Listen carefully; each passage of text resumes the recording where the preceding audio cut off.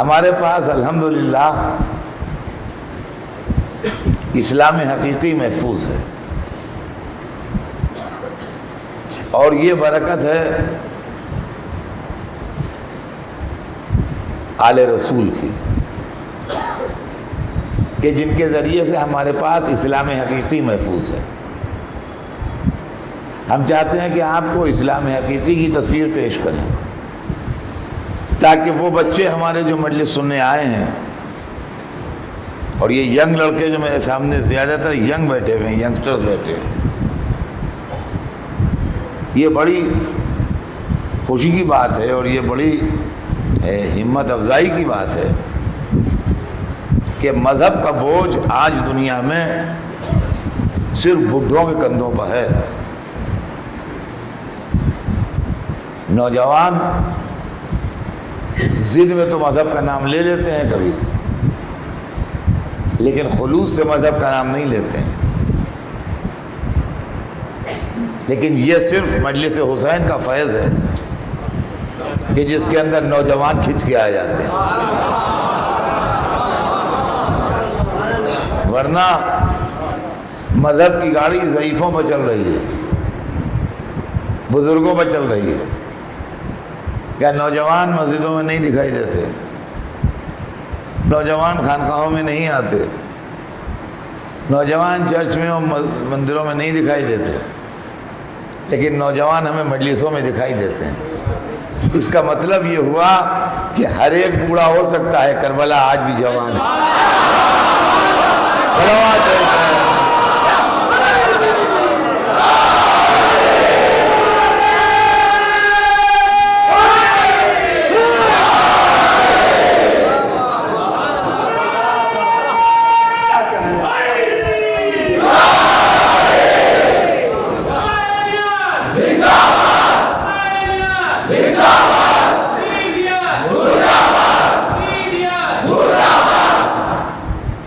تو میرے دوستو، یہ کربلا کا فیض ہے، اور اس سے فیض اٹھاتے ہوئے اور اس عظیم واقعے سے اپنی دنیا اور آخرت سنوارتے ہوئے کیوں نہ ہم دنیا کے سامنے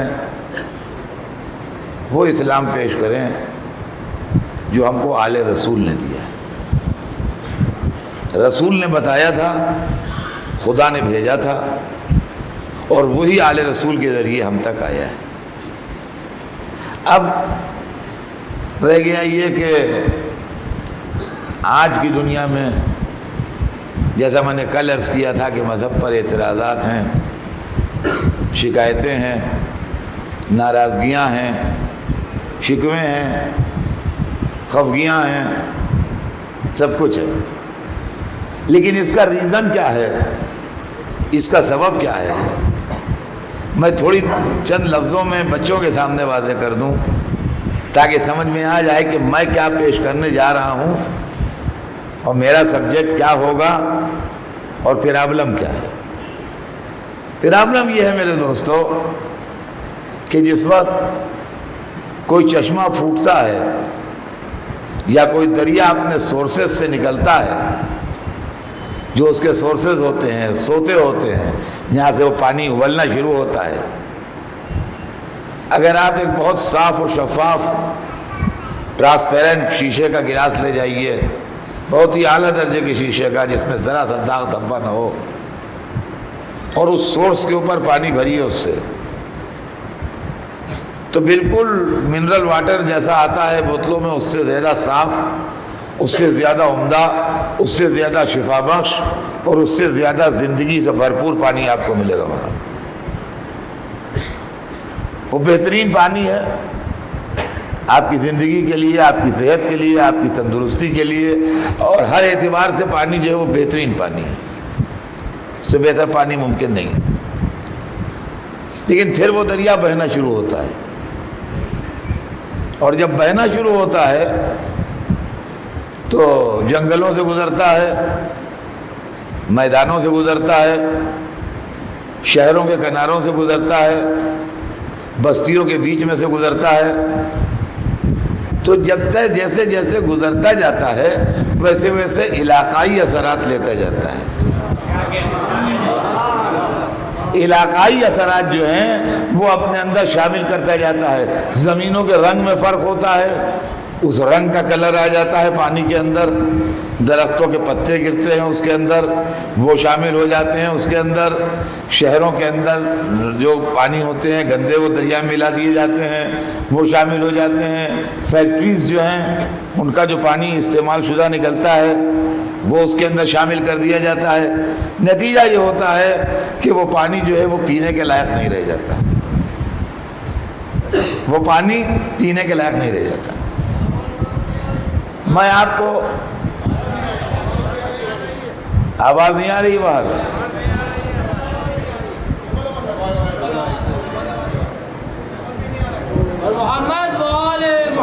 میری آواز اب مل رہی ہے باہر؟ تو میں یہ عرض کر رہا تھا کہ دریا مذہب کی کہانی کہہ رہا تھا میں کہ مذہب میں کیا گڑبڑ ہو جاتی ہے اور کیوں مذہب جو ہے اس کے اوپر اعتراضات ہوتے ہیں اور شکوے ہوتے ہیں اور شکایتیں ہوتی ہیں.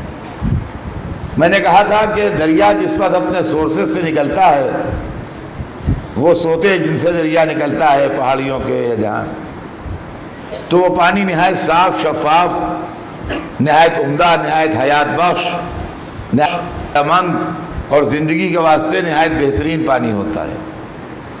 لیکن اس کے بعد وہ دریا بہتا رہتا ہے، جنگلوں سے، میدانوں سے، شہروں سے وہ دریا گزرتا ہے، اور جیسے جیسے گزرتا ہے ویسے ویسے وہاں کے اثرات اپنے اندر لیتا جاتا ہے. کہیں جنگلوں کے پتے اس میں شامل ہوتے ہیں، کہیں صحرا کی ریت اس میں شامل ہوتی ہے، کہیں شہروں کا پانی اس میں شامل ہوتا ہے، کہیں فیکٹریز سے جو بیکار پانی نکال کے پھینکا جاتا ہے وہ پانی اس میں شامل ہوتا ہے. اس طریقے سے کر کے پانی کے اندر پولوشن، آمیزش بڑھتی جاتی ہے، یہاں تک کہ ایک منزل وہ آ جاتی ہے کہ جس کے بعد وہ پانی پینے کے لائق نہیں رہ جاتا. اب آپ دور کیوں جائیے، اپنے ملک ہی کے اندر لے لیجئے. ہمارے ہندوستان کا بڑا مشہور دریا گنگا، جو ہندوستان کی جس کو کہتے ہیں شہرگ حیات کی گنگا، گنگا جہاں سے نکلا ہے پہاڑیوں سے یہ دریا، وہاں پہ آپ جا کے دیکھیے تو اس کا پانی نہایت بہترین موتی ایسا سفید اعلیٰ درجے کا پانی ہے.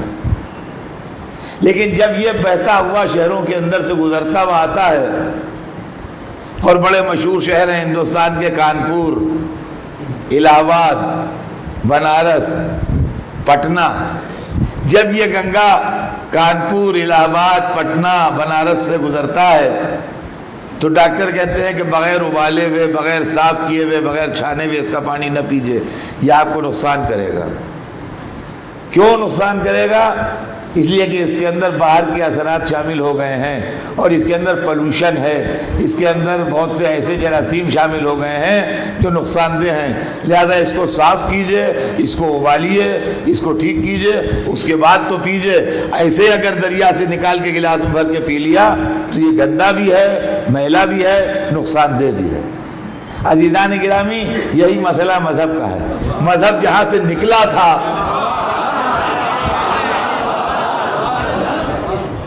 جو اوریجنل سورسز تھے، وہاں کے اوپر سبحان اللہ سبحان اللہ کیا کہنا، کیا تعریف ہو، زبان قاصر ہو اس کی تعریف کرنے سے. لیکن اس کے بعد پھر جب وہاں سے چلنے لگا یہ دریا تو اب لوگوں کے خیالات بھی شامل ہو گئے، نظریات بھی شامل ہو گئے، افکار بھی شامل ہو گئے، مختلف چیزیں بھی شامل ہو گئیں، یہاں تک کہ غلط بیانیاں بھی شامل ہو گئیں، جھوٹی روایتوں کے مردے بھی بہائے گئے اس کے اندر.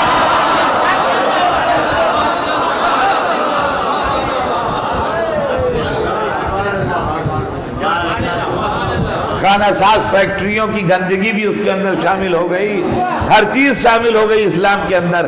آج 1400 برس کے فاصلے کے اوپر جب ہم اسلام کو دیکھتے ہیں تو وہ اسلام ہماری سمجھ میں نہیں آتا. آج وہ اسلام ہمیں سمجھ میں نہیں آتا. آج جب اس کو ٹیسٹ کیا جاتا ہے, کوئی کہتا ہے اس میں یہ خرابی ہے, کوئی کہتا ہے اس میں یہ خرابی ہے, کوئی کہتا ہے اس میں یہ خرابی ہے, کوئی کہتا ہے اس میں یہ خرابی ہے. یہ دہشت گردی سکھاتا ہے, یہ عورتوں پر ظلم کرتا ہے, یہ ناانصافی کرتا ہے, یہ عورت کو گھر کی چڑیا بنا کے رکھتا ہے پنجرے میں قید کر کے, یہ ایسے کرتا ہے, یہ تعلیم کا مخالف ہے, یہ ترقی کا مخالف ہے, یہ فلاں کا مخالف ہے, یہ فلاں کا مخالف ہے. یہ اسلام مخالف نہیں ہے, یہ اوریجنل سورس سے چلا تھا تو کسی چیز کو مخالف نہیں تھا. یہ بات کے نظریات میں شامل ہو کہ اس کے اندر بگاڑ پیدا کیا ہے, بات کے نظریات میں شامل ہو کہ اس کے اندر بگاڑ پیدا کیا ہے. تو اب یہ بغیر تحقیق کے آنچ پر پکائے ہوئے, بغیر حق و انصاف کی دوا ملائے ہوئے,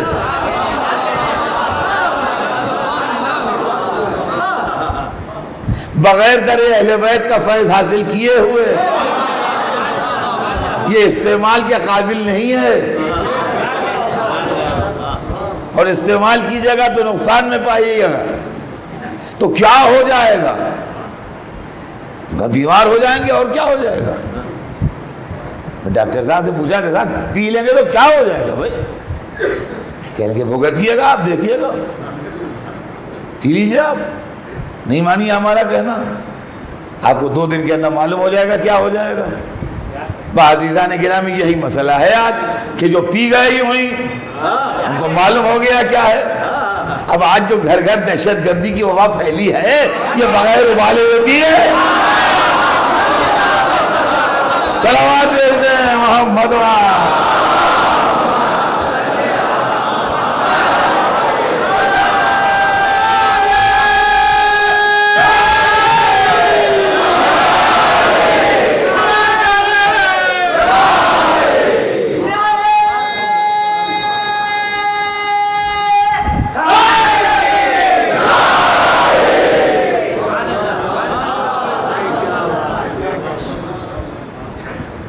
تو اب میں جو چیز پیش کرنے جا رہا ہوں وہ کیا ہے.